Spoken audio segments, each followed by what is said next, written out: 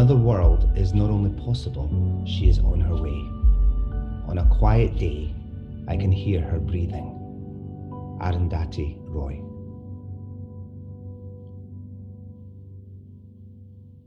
Oh, every time. I thought I could keep it together. Every time I hear that, it gets you. It's like, but that doesn't go into your brain, that goes into your soul and your heart. So hey, I'm Kirsty Mack, and the beautiful voice that you just heard there was Jim McNeish. We're leadership coaches, and we've been in dialogue for the last few weeks trying to make sense of what's going on, and we thought we would record it and share it with you. Yeah, or we might not even share it. This might just be for us, Jim. Like, I don't even know. I think it's been insightful. It's been insightful to notice what we're both going through, and also our clients and listening. And so yeah, we'll record it and see what happens. And what is it about, what is leadership as we go through this? Yeah. As we come out of this, we will come out of this, and move into that new normal, because there's possibility there, there's opportunity there, and it's worth a dialogue. Yeah. And for me, Kirsty, are you finding that you're torn between some kind of optimism and hope about what kind of humanity could appear on the far side of this, and then just the wave of anxiety that comes on you occasionally that tells you that this is real, that we're in a global pandemic. And also none of us know the answers and none of us have the context. I know. I do. I know we've heard it so many times from people about feeling like I'm in a movie and just paying attention to what I'm paying attention to. I was just, even this morning, now I'd taken it out of my diary because I'm clearly well aware of what's happening, but I got a cancellation through, right? But because I'd already done it, right? My, the pragmatic part of my brain goes, yeah, but you cancelled it, Kirsty. Not I cancelled it, but I knew it was going to happen. But someone else put a cancellation in my diary, and I got really tearful. And it is about that, as you say. I'm oscillating. I've definitely had the, okay, we can do this, people. We're going to get through this to a new normal, and then, holy crap in a cracker. Yeah, indeed. And for me too, it's reaching out, being in partnership with people, thinking about those new connections. But I'm only a week and a half away from having dismantled my whole Quake team.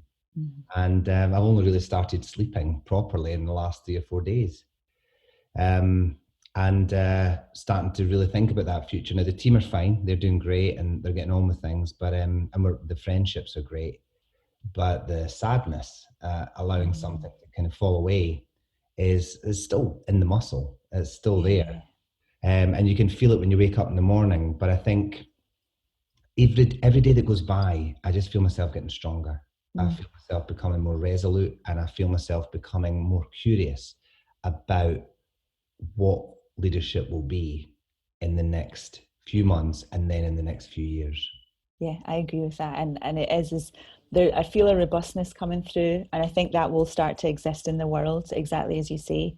I suppose it's thinking about where in the pre-corona world, in PC world, what was happening? If we think about it in terms of the world that I'm not going to say how many years, right? And we certainly won't add them up, because, there's no need. There's no need, is there? Absolutely no need. So, what was happening in leadership development? What was... I just seen Jim's face when he got up through. It's just... We're dealing with so much people. We're going to keep going this time. We'll keep going. We'll keep going. I suppose. Again, that's the thing about it. It's on airplane mode. What's wrong with it? Oh, it's my computer. Your computer. And that's the thing. I think there's just pre-corona, if there was such a time, we were kind of like dealing with paradox. I think there's probably a whole new set of paradoxes coming through now. We were thinking together, there was probably quite a bit of group consciousness kind of existing, and there was a lot of, just think about the beautiful people that we've worked with. It's just that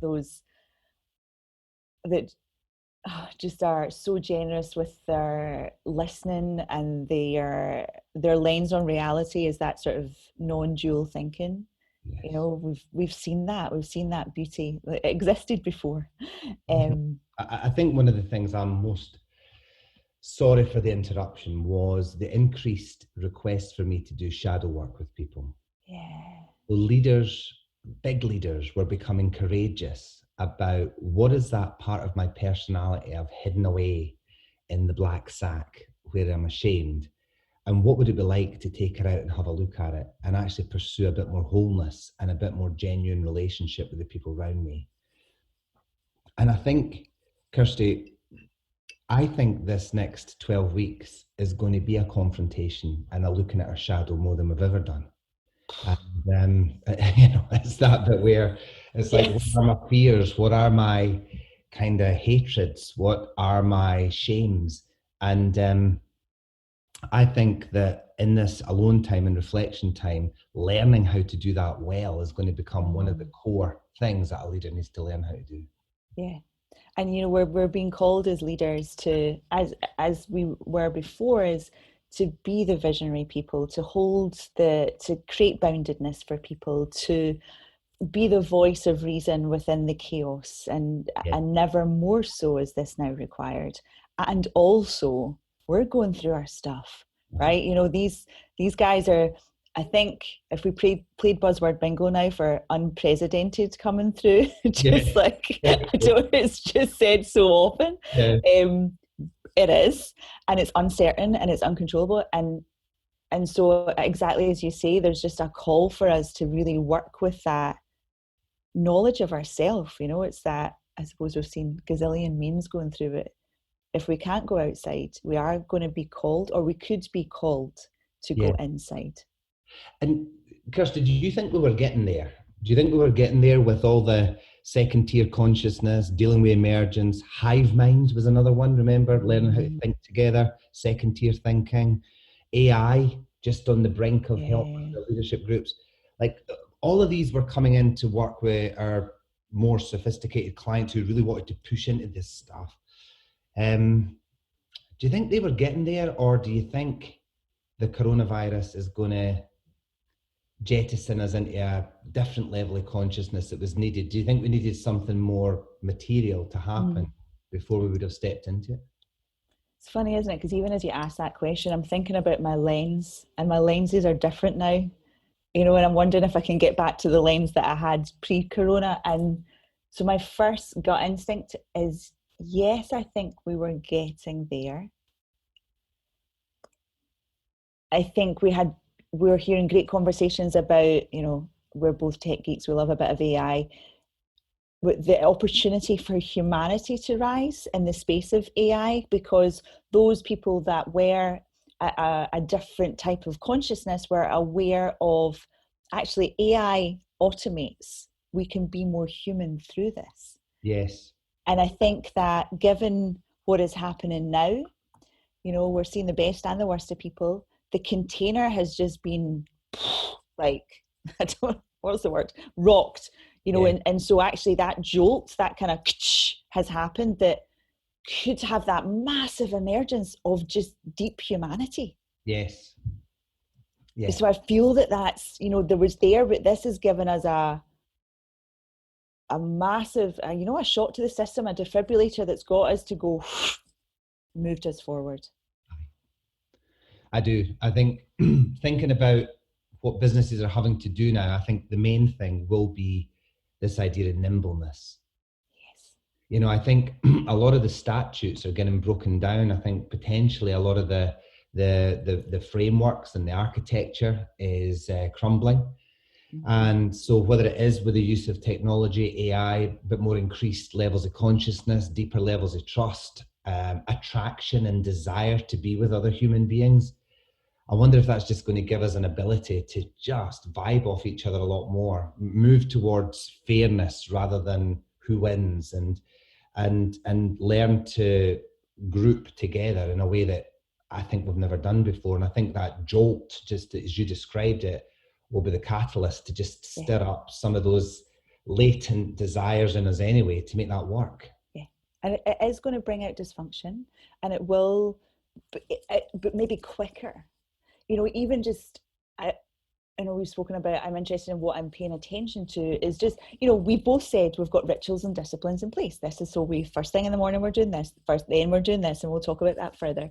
I think it's really interesting what people are finding time for, whether that be personal or professional. And I think the reaching out has been delightful. I've heard from people that haven't heard from for a while. Yes. And it's about how we're relating to one another. What are the relationships that actually, do you know what, we may have neglected and also now we need? Who are the people that we need around us? And about actually, how do we hold conversations? Because it is the thing that's going to glue us together. But what is the conversation? It's helping people to know what is that conversation. And I don't think, as you said right at the start, I don't think we have all the answers. But I think those people that, I don't want to use lean into, but that move into, that feel that they are courageous enough to start the conversation. Yes. That's what I've felt tested in me more than anything this last 3 weeks, is I've had to add an extra 25% to my courage in nearly every conversation. Just a bit more challenge, or a bit more offer, or a little bit more, it's difficult news, or holding people up. But I feel like I've had to shake off the comfort I've had before and the protection that I felt before with the system.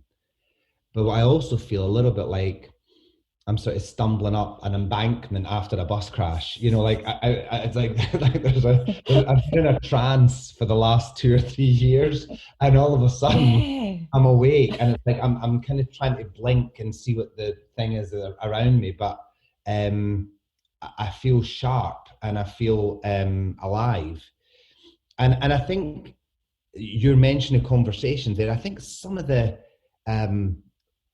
work we were doing before will still remain. Conversations, courage, political skills are still going to be needed, maybe more than ever. Information flow, generating leadership in others, all those things. I think we're going to need that. But my question would be, what do you think the new stuff will be in addition? Is that on steroids? Yeah. I think it's really fascinating. I just, your thought of awakeness, that just gave me chills. Actually, there's an alertness. And actually, so noticing what we're paying attention to, what is meaning? We're meaning makers, and we're trying to make meaning out of all of this. And maybe we need to relax that. Wow. Maybe we need to, it's closure on that. Maybe it's not everything has to mean something. Yeah. Maybe there's just a pure transfer of information. Maybe there's just more sharing without it all having to mean something. Yeah. Oh my. I've just got, like Maori I think the Maoris call it ihi, and it's like that spine tingle. I had a friend whose fiance was killed in a car accident. And he lived with it for years and years and years, and he did therapy and various things and struggled. And I remember walking with him once, and I remember saying to him, listen, what if it just didn't mean anything? And years later, he said that was the most healing thing he ever heard, that it didn't have to mean something. He took the weight off himself of everything having to be a position, a story, fit in with the big picture. Well, our big picture is a little bit shattered at the moment. And so you're going to be spinning your wheels trying to make meaning of a lot at the moment. I think what you said, just relax that down a little bit. That could be one of the secrets of actually moving ahead one step at a time. It's trust. It's how do we trust? And even in a transactional level of, as a leader, maybe you can't work well from home, but maybe your team can. Yeah. Is that and allowing ourselves to have those conversations, to trust one another deeply, and think about how we hold ourselves. Posture. Yeah, I felt myself rise there. Oh yeah, I saw you. I've done it too. It's weird, right? We're having a posture off. Like, it's just, I think it is, isn't it? About how we you're talking about that alertness that you had. I'm feeling that it's not holding myself above something. It's not that I'm holding myself up above sadness. I'm pulling myself and, kind of, I'm going to get through. It's actually, I feel like it's an expansive time, we've there's clearly, because of what's happening, foveal vision is there, but this could be expansive. I do think that. And I think there's going to be a shift in consciousness in all of us over the next 12 weeks. I think a real opportunity to travel inwards, a real opportunity to read, seek out what's your spirituality, what's your contribution to the world. Yeah. If your spirituality is scientific, great, do that well and kindly. But I think that there will be a preparing for a different social context on the back of this. And I think we need to pay attention to all of those things and hold space and be kind to one another, and notice and look for the green shoots. Well, the Gary Snyder poem for the children ends with learn the flowers, stay together, and go light. And I think that's going to be a phenomenal thought for all of us, which is, learn the flowers. I wonder if that means me learning how to clean my own house again and do laundry and live my life. And I think there's something deeply important and spiritual about that, again, is getting back to, living your life properly. And simplicity. Then it is. It's the simplicity and therefore perhaps less wasteful and less needful. Yes. And that's go light. It's go light. It's I think there's a nimbleness required from us coming into this next phase. And so it's for leaders is let's listen, like really, listen in for those elements of how we can stay together and how we can hold a space for people and be aware of the new conversations that are emerging. Sometimes we're obviously, because of the disruption in our businesses, we are there's lots of practical conversations that have to happen. Allow yourself to pay attention to the new conversations that are emerging, and allow them in. I think so. And again, that's been our background thinking in this, isn't it, Kirsty? That we'll do this podcast and we'll do maybe another 6 more. Some of the topics we're looking at is fear. That would be the next one we would do. Meaning making, we've touched on that. Staying open. Yes. And that's relationships, isn't it? It's about what are you open to, and being clear about the people that you have around you. Yeah, one on the noticing, and then that leadership posture we spoke about. Yeah, and pause. And pause. And if we're courageous, we'll get into the shadow, won't we? Let's get amongst it. Let's get amongst it. So we will look forward to hearing from you and just listen in, if we ever put these out, right? But let's listen in. And so we'll finish with the quotes. We're planning to, I just want to say it again, right? I can't say it as good as you, but let's take a moment, even just breathe and just hear. Another world is not only possible, she is on her way. On a quiet day, I can hear her breathing.